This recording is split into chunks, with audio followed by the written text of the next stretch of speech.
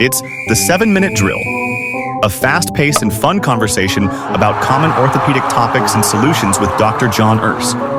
Brought to you by Ted's Authentic Greek Salad Dressing and Marinade. It's healthy, gluten-free, and delicious. That's Ted's Authentic Greek Dressing and Marinade. Thanks, Ted. We would also like to thank Stifel's GWR Group combines more than 65 years of experience helping high net worth clients consolidate, coordinate, and simplify their wealth planning strategies. The group has access to a full suite of resources to serve all of your financial needs. Email gwrgroup@stifel.com or call 937-353-2863 to speak to Guy, Brad, or Jeff Richardson. Stifel, Nicholas & Company, Incorporated. All right, Dr. John Urse, we're back again for a fun-filled episode talking about Jell-O shots, correct? Well, gel with a G-E-L as opposed to Jell-O, which is a type of dessert. So we need to distinguish that, or some of the fraternities and campuses have Jell-O shots. These are types of injections for knees that have stiffness and arthritis. All right, so then I'm not qualified to talk about gel shots. I will let you describe what a gel shot is. Jell-O shots, my friends do them all the time. Gel shots. Who's this for? Well, this is for people that have the number one cause of disability in the United States, but I would think globally. What is it? Knee osteoarthritis. So people get wear and tear in their knees. All right. And we don't use some of these, they're called lubrication shots, for people that have normal knees. So we don't take our car in when there's nothing wrong. We see, we've got a door with a squeaky hinge. We may spray that with some like the Tin Man. WD-40, like the Tin Man. Yeah. There'll be things that as we age are wear and tear conditions. Osteoarthritis is usually a degenerative or a wear and tear problem as we age. People are living longer. They may be a little overweight. They may be doing more activities than usual. They may have injuries that cause damage to the knee. You may lose part of your cushioning in the knee called a meniscus tear. We've talked about that. Yep. So today we're going to talk about, what is it? What is the purpose of doing a gel injection? So today's topic is 5 things we can learn about viscous gel injections in knees. And a gel, G-E-L, is a one-syllable word as opposed to Jell-O or Jell-O desserts, or what are called gel shots, which are probably alcoholic related in bars. So can I ask a real quick question about gel? The word gel, isn't Jell-O like horse hooves and things like that? So is that somehow related to the word gel? Yeah, if you think about it, the type of what's called viscous gel is called hyaluronic acid. So we're allowed to have one big word, but that's what the stuff is, so we have to say what it is. Yeah. DNA is a big long word too, but we mercifully abbreviate it. So when we talk about hyaluronic acid, it's a naturally occurring substance in joints. It keeps our joints lubricated. It helps them move and squeak less, much like oil on the Tin Man. Right. So we are talking about adding something to a knee. Unfortunately, in the United States, the gel injections with viscose supplements called hyaluronic acid are injections for knees, but they're only approved for knees, not hips or shoulders or other joints. Why is that? It's an FDA approval. Would they work if you tried it, do you think? I think they do. The problem is there's not as much in the literature about the shoulders and hips. They need a certain number of, perhaps the FDA needs more evidence to want to be able to say it's worthwhile in those other areas. Right. The other thing is we're going to look at the evidence later, and it's not useful in everybody. It doesn't work in everybody. So sometimes this is just one of many things we do to help people who have stiffness or pain or decreased function with a knee. So what makes me a good candidate for that? If I walk in the door and say, Doc, my knee hurts. Well, that's a great question. The first thing your doctor is going to do is examine your knee, or your healthcare provider, doesn't matter who it is. Could be your chiropractor, your nurse practitioner, physician assistant. Any of these people could examine you and say, we need some x-rays, Terry. And then if the x-rays start to show you're losing some of the space between the bones, arthritis is that condition where the cartilage, we talked about, the cartilage at the end of the chicken bones is the blue thing here. Yeah. And it's a cushion that helps glide and keep our joints from rubbing bone on bone. Sure. There are meniscus structures. We talked about cushions, little sponges. Here, hold that up a little bit, just so you- Sometimes those meniscus structures can tear and you lose the padding like a brake shoe. Yeah. And then you get wear and tear. See that little defect or scratch mark Right. on the cartilage. Well, arthritis is when the x-ray shows the spaces are getting narrowed. Your doctor says, Terry, you're getting some arthritis.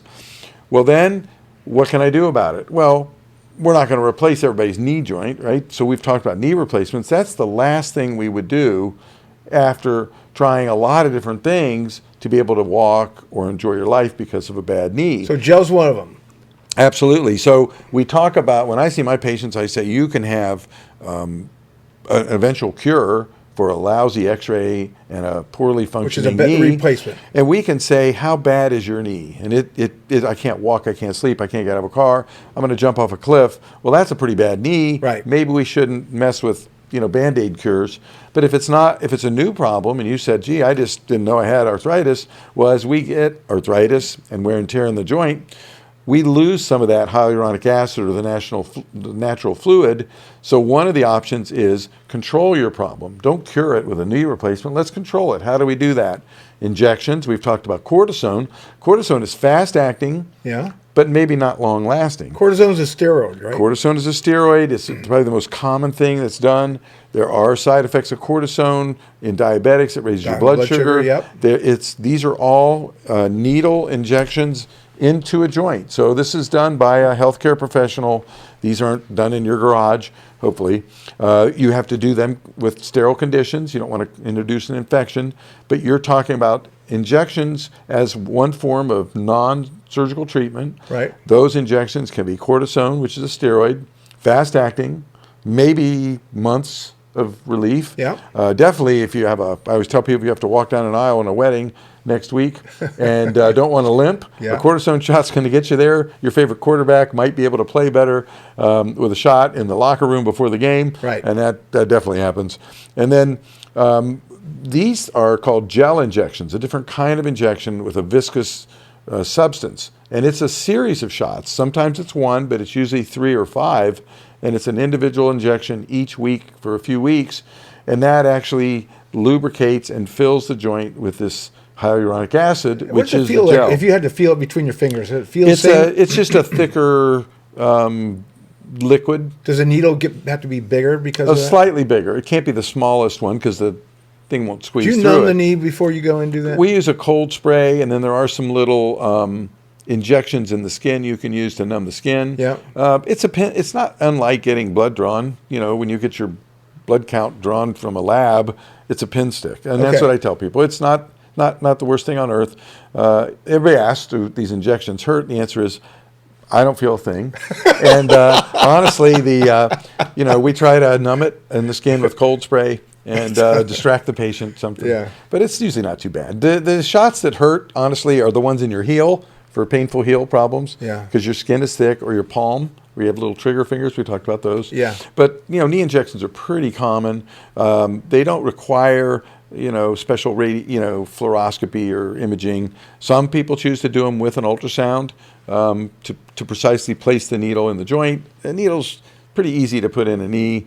Most providers, I don't think, use imaging for it. So how long does this? If my brother says, "Hey, I got a gel shot and it worked great for me," but you seem to be not as pro gel shots as maybe another doctor would be. What's the reason for that? Well, the reason is the literature is not great on how well it works. It works probably on 50%, maybe 60% of people. Yeah. So half the people and these are expensive. So we should talk a little bit about the cost. Yeah, but I thought it'd be cheap. it's not cheap. If you take some of those prescription cards and say, "Hey, I've got a discount card for a gel injection," you can buy them commercially at the pharmacies. Some of the discount clubs have them too. They have pharmacies, but these are like $1,200, $1,400. Oh, wow. And we talked about types of shots. So in simple terms, cortisone is fast acting. Yep. May not be long lasting. Gel shots are slow acting. They may not work for weeks because they're kind of a thickening. They gradually fill the joint full of fluid. Right. But they may be longer lasting. They may last 3 to 6 months. And in fact, insurance companies that do approve it, and all of them don't. So insurance doesn't approve a lot of these. most insurances do approve them. Okay. And Medicare, who's the main provider in the United States, is in charge of everybody over age 65, and that's certainly a population that needs this. So Medicare does pay for it on an every 6-month basis. But if you have one of the larger carriers, we have like Blue Cross and Blue Shield is a huge carrier in the United States. They don't cover gel shots. So everybody who's on that type of insurance plan, their insurance doesn't cover it. So what's the reason they don't cover? If some do, some don't. Maybe first of all, they do what they want. Number two, there is literature that says it's not the greatest stuff. And we've also talked about a third type of injection, which is PRP or platelet-rich plasma. Yep. And some of the bone marrow aspirations for biologics called stem cells, those are what are called active ingredients in your own blood that have anti-inflammatory and growth factors. None of these things like cortisone or viscous gel. Viscous gel is simply a lubricant. It's a much like a WD-40 oil for a squeaky door. Sure. It's not going to cause a reaction in most cases. There are some rare allergic reactions with certain gel injections. There's various companies that make these. But the PRP thing could possibly be a longer term PRP solution. can last a year or two. Again, it's not routinely covered by insurances, Right. although some of the military is covered by certain insurances that pay for PRP in osteoarthritis as a first-line treatment. And So what does it cost a PRP versus PRP is less than gel if you have to Really? pay if you have to pay for it. Now, if your insurance pays for it and It's you're on Medicare, Yeah. these gel injections are free. So we offer these to people, but we tell them, you're getting stuck 3 times with a needle. You're bringing grandma in the middle of January in the winter. Well, we have winter in January here in the United States. So, you're schlepping grandma into the office 3 times Yeah. for a shot that works half the time. And it only going to last 3 months. Well, 3 to 6 if it works. But again, when they say it doesn't work, now we're back to, well, my knee still hurts. Now we also add other things to control knee arthritis symptoms. Yeah. Physical therapy, strong evidence that it works. But one of the largest academies in orthopedics in the United States is one of the few people few organizations that do not really support the evidence for gel. In fact, they say the evidence for its benefit is weak. So we look at things that would be used for arthritis and say, okay, doc, you're telling me to use a therapy for my knee. What's the evidence say? The evidence says that's strong benefit for you to strengthen your muscles and improve movement. Go to therapy for a knee that has arthritis, at least a few visits, and learn how. And a lot of people will do their own at their gym or their basement that hangs all their clothes instead of being used by them for exercise. Right. The second thing is some of the gel injections are not that beneficial in a lot of studies. So certain Canadian governments authorize it, the United States government authorize it for medical care, but other insurances may or may not.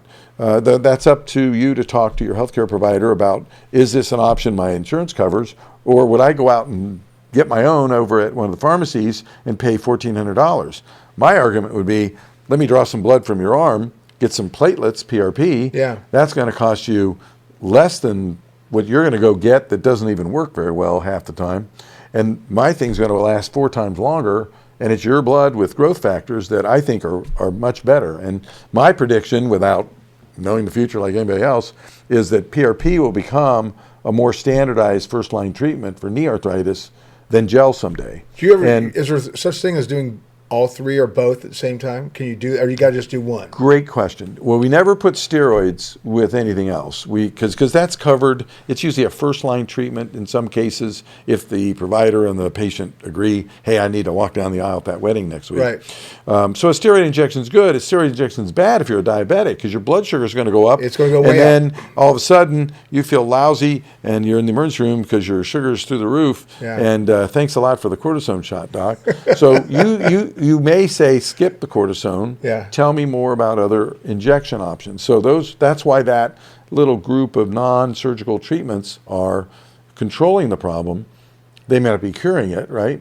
And hyaluronic acid, which is the visco supplement or gel, is not going to cure anything. Your door that's got a squeaky hinge can get sprayed, but much like the Tin Man, after a few trips in the rain down the Yellow Brick Road, right, you may need some more oil in the Tin Man's joints, right? So this doesn't cure that squeaky hinge. You may have to do this again in 6 months. If your insurance covers it, we see people that are 88 years old who are never going to be surgical candidates. And they just come in every 6 months and get a gel injection.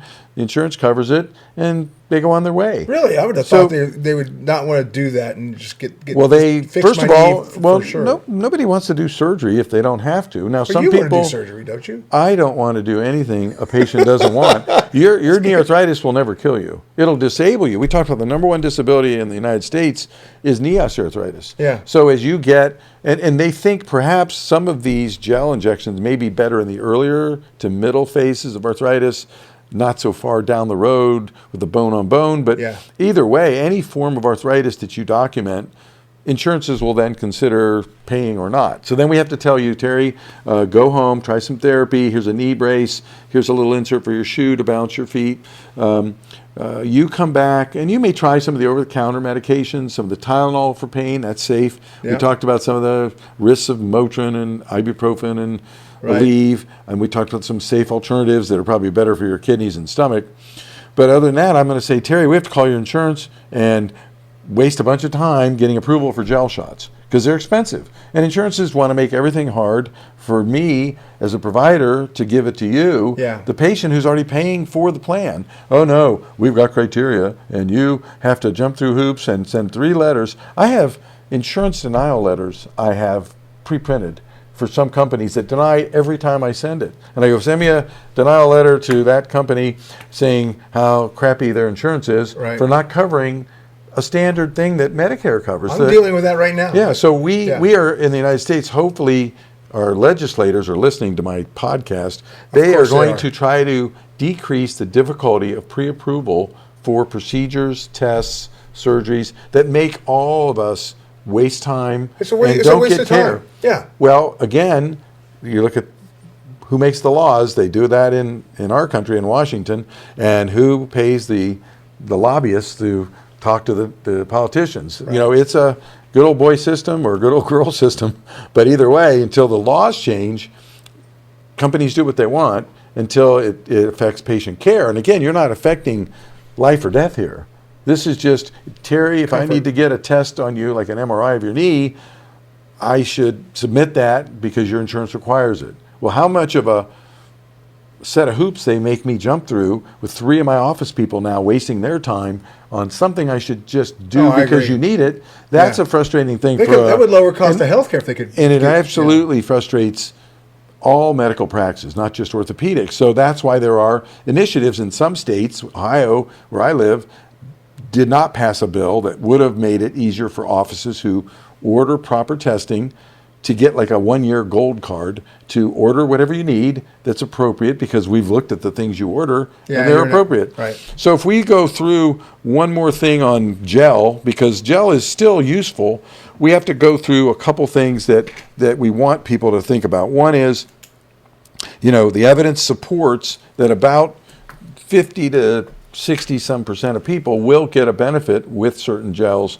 There is a little caveat I wanted to mention about how the gel is made, and ironically, some is from a lab, it's bioengineered, but actually, if you know what a chicken coxcomb is, these little things on the back of a chicken, they get, one of the brands called Synvisc has what's called an egg or avian allergy potential. If you have any issues with avian is bird, or egg issues, you would not want to do a Synvisc injection from a chicken source in your knee. There are rare reactions where some of these injections, like any injection, can cause swelling or redness. You'd want to go to an emergency room or tell your doctor right away if this causes too much swelling or pain. The last thing is, if you get this shot, you want to take it easy for a day or two. You've just had a bunch of fluid put in your knee. Ice it down, turn on your favorite TV show or read a book. Doesn't mean you can't move around. We open and close that door that we sprayed with the WD-40. Work it in, But again, we don't want to go on a jogging expedition the next day. We don't want to be jumping up and down and going to trampoline parks. with your kids. So I think it's just common sense, but there is also some protective mechanism when there's a lot of fluid in the joint to make the thigh muscle weaker. Okay. And then you'll limp a little, and your body's saying, like, Terry, get off your leg for a minute and let this fluid absorb. And then you're going to come back in next week for another injection usually. And those things are done as they are needed by the agreement between the patient and the provider. Well, this was a great one because I learned a ton. I've always thought the gels were like a big solution to the world's problems, but it sounds like it only works for 50% and it's only temporary. We're gonna land the podcast now because we've gone over, but we always go over. It's supposed to be a 7-minute drill. It ends up being like a 20-minute. Well, people have been lied to for years, And again, we're trying to educate them a little. Yeah. So I think we just do our best. And I always tell my residents and students, I'm going to throw a lot of information out. It's like custard hitting the wall. Yeah. Some of it's going to stick. The rest is going to fall down, and you're going to forget it. But then someday you're going to go, I had somebody mention that before, and I think I'm going to learn more about it. So let's thank our sponsors real quick. Let's thank Stiefel. Stiefel, GWR Group, financial advisors, Guy, Brad, and Jeff Richardson. And then Ted's Greek salad dressing, which you can get. Ted's Greek salad dressing. Where do you get it at these days? You can get it online at tedsalladdressing.com, but also at Dots and some of the local grocery stores in the Dayton area. This is probably going to expand to more restaurants and some of the bigger food chains, we think. Yeah. It's a natural, gluten-free, sugar-free, dairy-free. That's fantastic. It tastes it's great. A marinade and a dressing. So it's a great... That's what I use it for. We appreciate our sponsors. We tried to move them a little later in the podcast this time, and we want to thank Tri-Level Recordings for doing a great job with the podcast. Don't forget to like the Bone and Joint Playbook on your social media site or YouTube, and thanks for listening. We'll see you all soon.